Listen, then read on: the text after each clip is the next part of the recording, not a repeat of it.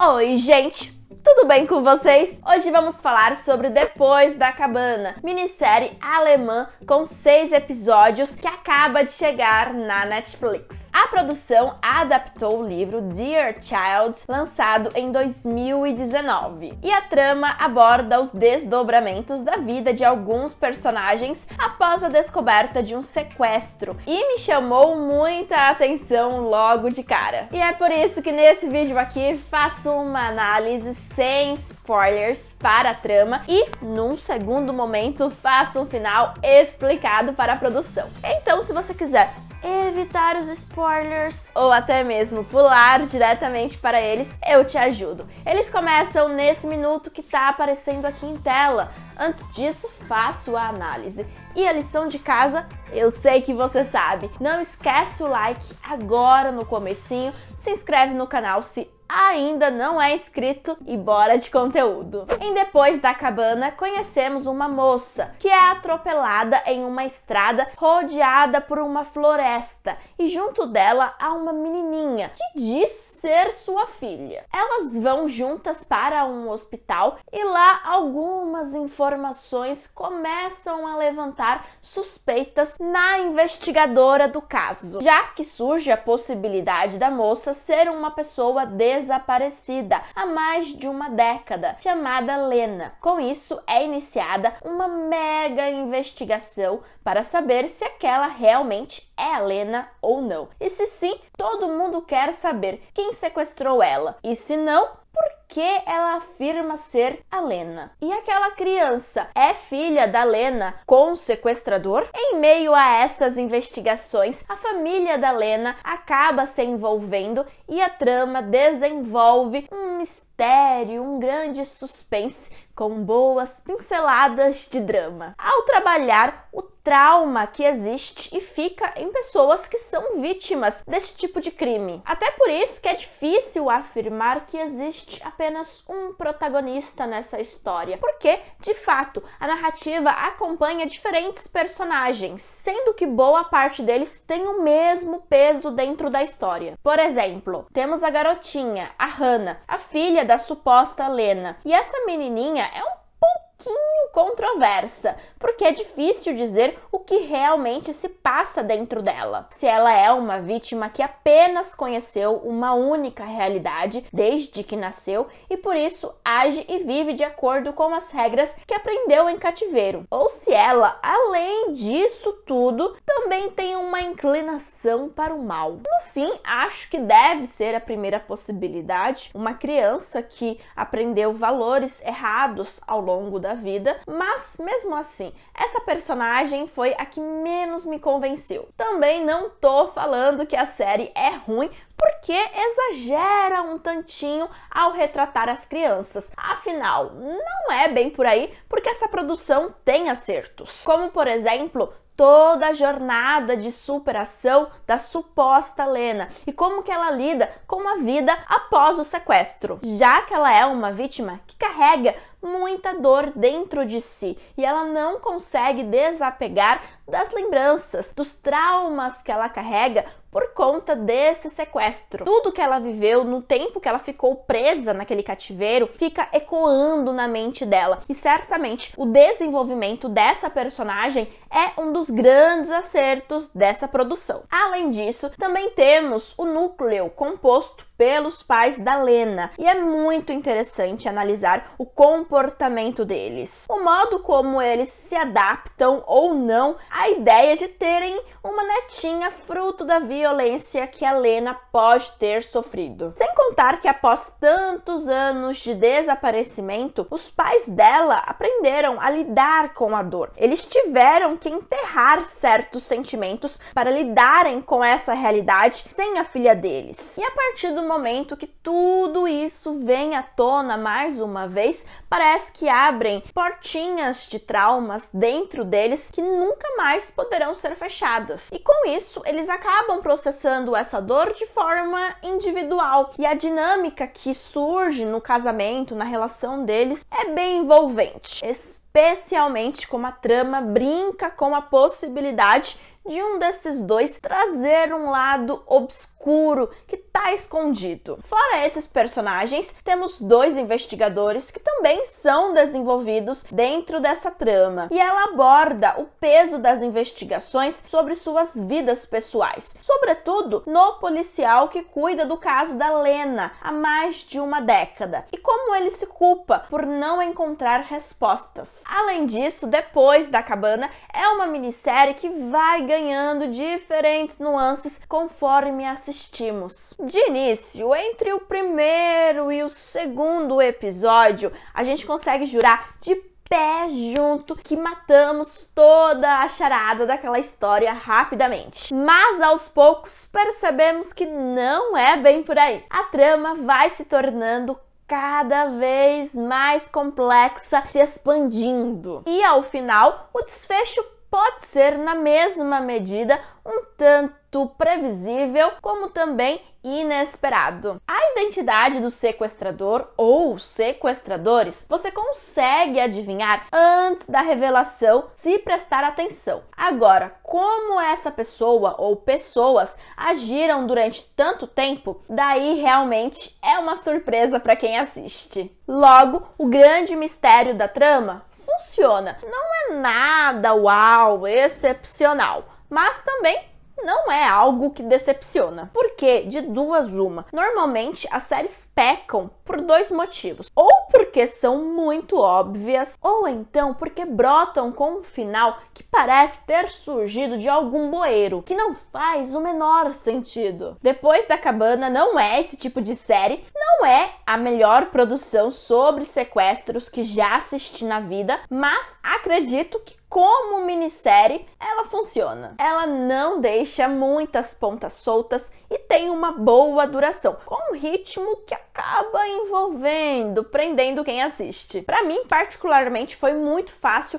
assistir ela numa tacada só. No geral, gostei bastante de Depois da Cabana. É uma série que tem mais pontos positivos do que negativos. E se você tá procurando alguma coisa para assistir nesse feriadão prolongado, já sabe, fica aí a dica. E se você pretende dar uma chance para essa história, tenho que te avisar. Vou para a parte 2 do vídeo, então, se não quer tomar spoilers pra você, beijinhos e tchau, tchau. Agora se segue comigo, bora compreender o final de Depois da Cabana. Bem, pessoal, para essa segunda parte do vídeo, eu escolhi trabalhar aqui com blocos de perguntas e respostas para facilitar o entendimento de vocês que me assistem. Beleza? Então, a primeira grande pergunta que respondo aqui. O que houve com Lena Beck? Ela foi sequestrada há 13 anos atrás por um homem que a levou para um cativeiro em uma zona, uma área, militar abandonada e a manteve presa ali até a sua morte. Lá, ela deu à luz a Hannah, a sua primeira filha. Porém, gente, o que possivelmente o sequestrador e até mesmo a própria Lena não sabiam é que a Hannah não era filha dele, desse cara, e sim de um ex-namorado que essa personagem tinha. Eles viviam de idas e vindas e, como consequência, ela acabou grávida. Aquele sujeito que aparece na série e faz um teste de DNA, descobre que é o pai da guria e simplesmente dá com o pé. Ele nem quis usar a desculpa que foi comprar cigarro, só falou: valeu, não é pra mim, tô vazando. Voltando aqui para a jornada da Lena, após o nascimento da Hannah, ela teve um segundo filho, o Jonathan. Só que dessa vez ele realmente era filho do sequestrador. Tempos depois, ela engravidou pela terceira vez de uma bebê chamada Sarah. Porém, após o parto, ela contraiu uma espécie de infecção e morreu, assim como a bebê. Então, o sequestrador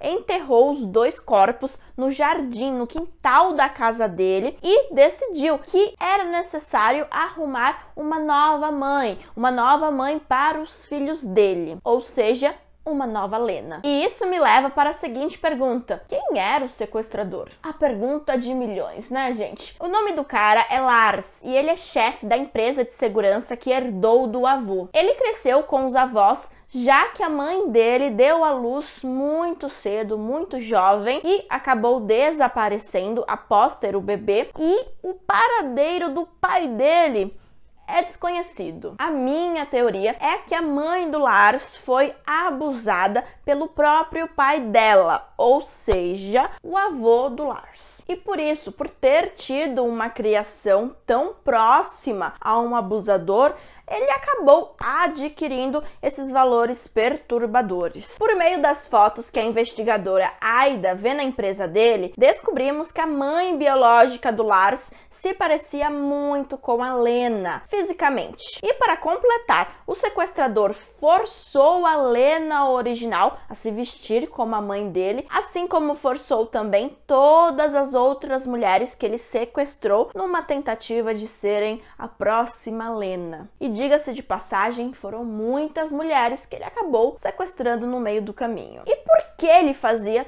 tudo isso? A minha teoria é óbvia. Ele cresceu sem uma mãe biológica, então ele desejava muito ter uma, e ele cresceu também admirando a única lembrança que tinha da mãe, ou melhor, o único registro que tinha dela, a fotografia dela. Claramente ele tinha mommy issues e ele queria desesperadamente ter alguém que o lembrasse de sua mãe. Ele queria alguém com uma mãe para amar. Só que nesse caso seria alguém para abusar, né? E por que justamente a Lena? Bem, um belo dia ele foi fazer um atendimento da empresa dele na casa dessa personagem e ele ficou gamadão nela por conta da semelhança física que ela trazia com a mãe dele. E também, né, gente, ela era uma moça carismática. E posteriormente, após a morte dela, ele continuou com a necessidade de tê-la por perto. Então, daí a decisão de substituí-la. Não apenas porque ele queria de volta a Lena dele, mas porque ele queria a Lena que lembrava a mãe dele. Ele sequestrou e matou várias mulheres e forçava elas a agirem como a Lena. Ele queria colocar na cabeça delas que elas se chamavam Lena, eram mães daquelas crianças e as histórias da vida dessa personagem eram as histórias de vida delas. Inclusive, algo que era a favor dele era que as crianças eram apaixonadas, adoravam as histórias que a Lena contava para elas enquanto viva. Logo, a Hannah e o Jonathan reproduziam as histórias que sempre ouviram da mãe para as outras mães deles. E vale destacar aqui que a Hannah não conhecia o mar, ela apenas conhecia ele por conta das histórias da mãe dela. Isso é interessante de mencionar porque a garota tinha uma fixação pelo mar e que foi importante até para o desfecho da história. E como e por que a Yasmin conseguiu sobreviver? Isso se deu porque numa brecha que ela encontrou, ela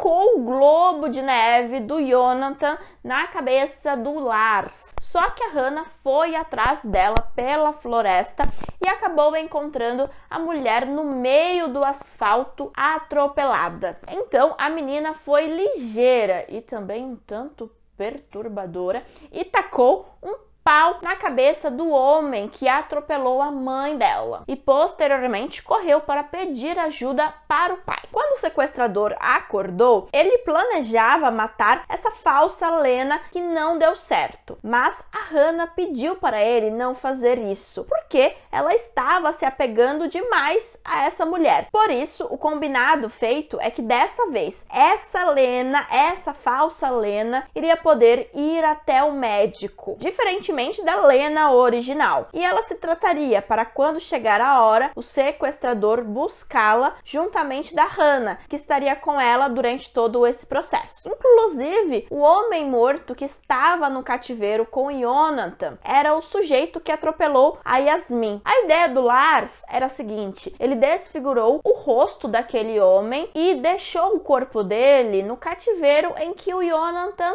estava. Por quê? A prioridade dele nesse momento não era enterrar esse corpo, e sim vigiar a Hannah e a falsa Lena. Só que quando a criança foi encontrada pela polícia, o Lars teve que recalcular a rota. E qual o desfecho de fato? Como o Lars era dono de uma empresa de segurança, ele conseguia monitorar várias câmeras da cidade. E é por isso que ele conseguia ver todos os passos da Hannah e também da mulher que sequestrou. Como ela sabia que estava sendo vigiada, ela tratou de criar um plano para matar matar o cara que sequestrou ela. Ela fingiu que ainda estava meio noiada das ideias, acreditava que era Lena e era fiel a ele, e com isso acabou matando ele com um pedaço de vidro na praia. E vale destacar que é um vidro muito simbólico, justamente um pedaço do globo de neve que ela tacou na cabeça dele e que posteriormente ele utilizou para desfigurar aquele sujeito,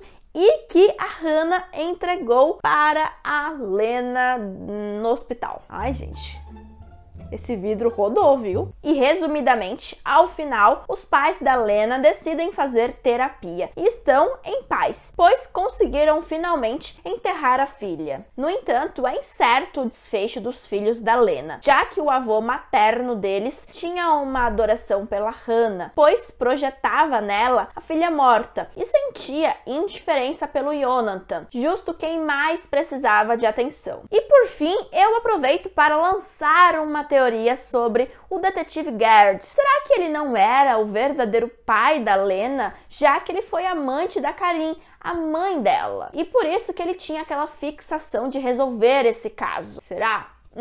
Bem, fica aí a dúvida no ar. Mas me conta aqui nos comentários se você tem alguma dúvida sobre o final explicado que eu trouxe aqui. E também me conta aqui o que você achou dessa produção. Só lembra de não dar spoilers sem antes avisar, tá bom? E eu te agradeço por ter assistido o vídeo até agora. Não esquece o like, se inscreve no canal e a gente se vê em outra oportunidade. Beijinhos e tchau, tchau!